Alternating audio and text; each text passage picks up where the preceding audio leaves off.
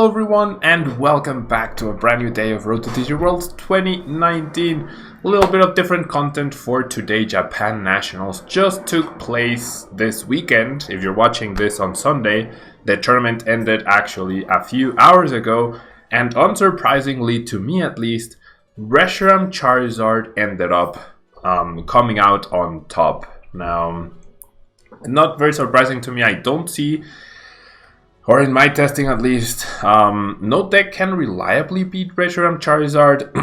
It's just so overwhelmingly powerful that I don't see that changing anytime soon until we get rotation. Rotation will be a whole other matter, but we are here today to talk about the last major Japanese tournament that took place this weekend. Congratulations to the winner, which I should have his name. Kurita Kohei. Yeah, Kurita Kohei ended up winning with the Reshiram list that you guys can see right here. Now, I'm not gonna go into the details as to each card, right? Because most of these cards we already have on our side of the globe.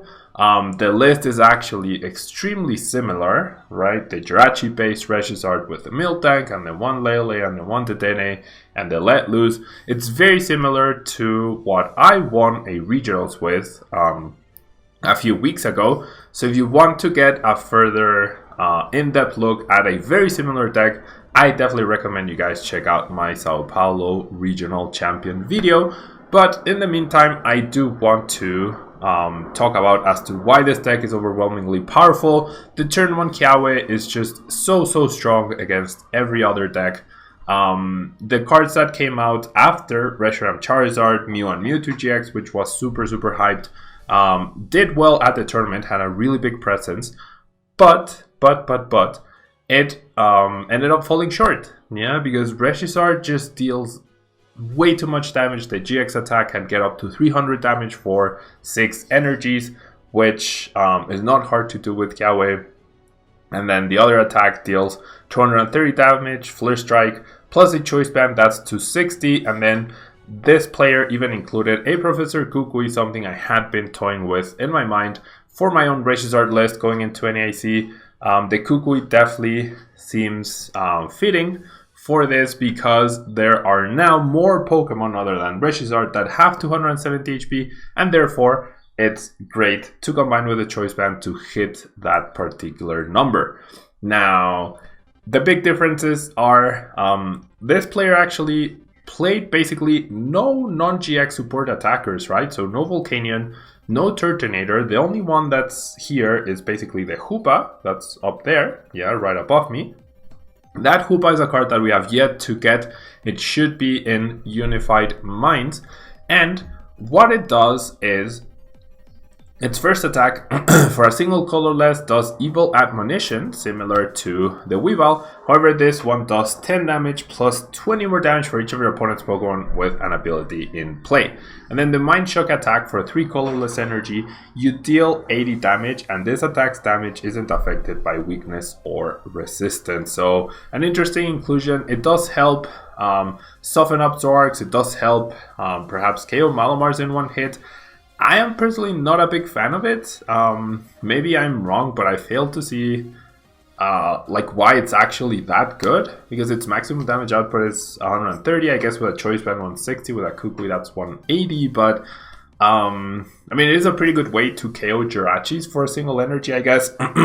Against non-GX space decks that utilize Jirachi should have 2 or 3 abilities in play. It can one-hit KO a Marshadow with 2 abilities in play. So I see the potential, but I'm not so sure it goes well with the hard-hitting beast that is Reshiram. But hey, this guy just won Japan National, so he definitely knows what he's doing. The meta must have merited the inclusion of the Hoopa.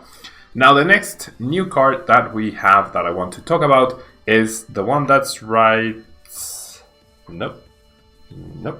That one right here, the red Cherish Ball.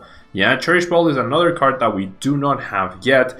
It simply reads, search your deck for a GX Pokemon and put it into your hand. So it's an Ultra Ball that can search for Dedenne, Reshiram, or Tapu Lele without having to discard anything, right? So it's a really good card, really resource efficient. I feel like Cherish Ball is going to be one of the most important, if not the most important card after rotation, but we can see that it's so good that it's already making the rounds. Yeah. Compared to my Reshiram list, I ran 3 Nest Ball and 3 Ultra Ball. This player is running extra cards, extra copies of cards. He's running the 4 Ultra Ball, and then he's running the single Nest Ball and the 3 Cherish Ball. So a lot of search, making sure you get the right Pokemon at the right time. But especially Cherish Ball helps you find Lele to get that turn Kiawe or that Guzma or that Welder that you might need. It also fetches the Dedenne GX, so you can go for Dede change, which is really, really powerful, of course. So yeah, Cherish Ball, a really nice welcome change for all GX decks moving forward. And then the next card we have is this one right here. Yeah, the one that's the stadium that's right next to the energies.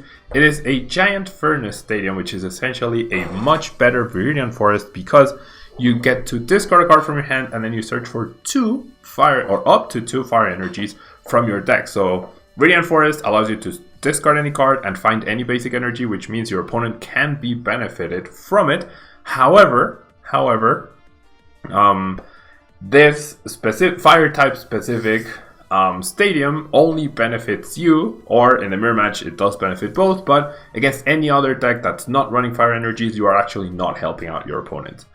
Super interesting to see that this player did have 5 total stadiums, right? So really big on the Stadium Wars, along with a Field Blower right here.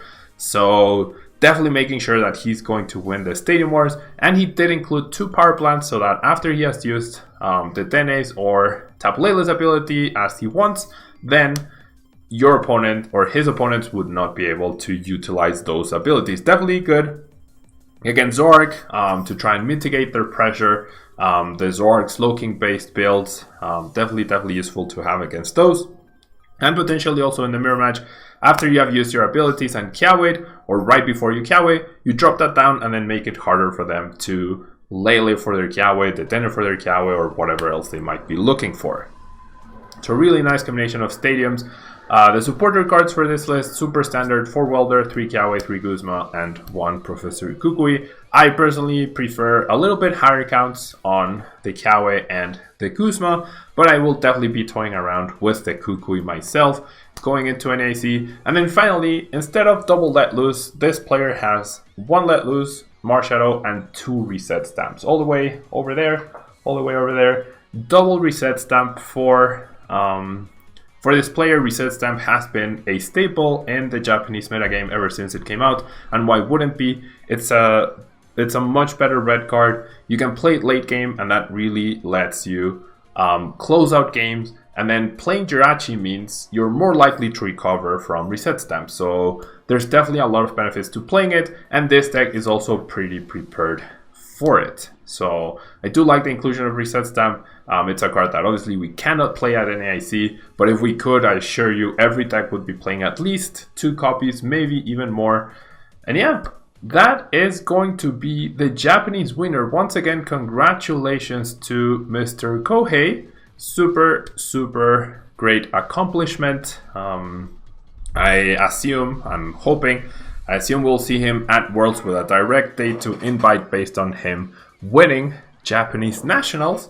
And with that, I will be done with this video. If you have any questions, leave them down below. I'll try to get back to you. If you want to find more information on how the general concept of this deck works, definitely check out some of my many Reshiram videos on my channel. Yeah, because there's definitely a very similar list to this. The gameplay and the inner workings of the deck are essentially the same, even if they have a few different options. The purpose of the deck does not change. And then I guess one final thing I did want to point out is how this player is choosing to play Absol to limit opponents' Jirachis, of course, but also there's no Eevee and Snorlax inclusion, which means that the only way to deal with Slowkings and whatnot was through Reshiram. So I'm very surprised perhaps Slowking isn't a big component of the Japanese meta, but I have been feeling, at least in the western side of the globe, I do think at least one Eevee and Snorlax, maybe even two, are necessary to counteract the Zoroark Slowking threats. But anyways guys, that will be all from me. Don't forget to leave a like, and I will catch you guys next time. Bye bye.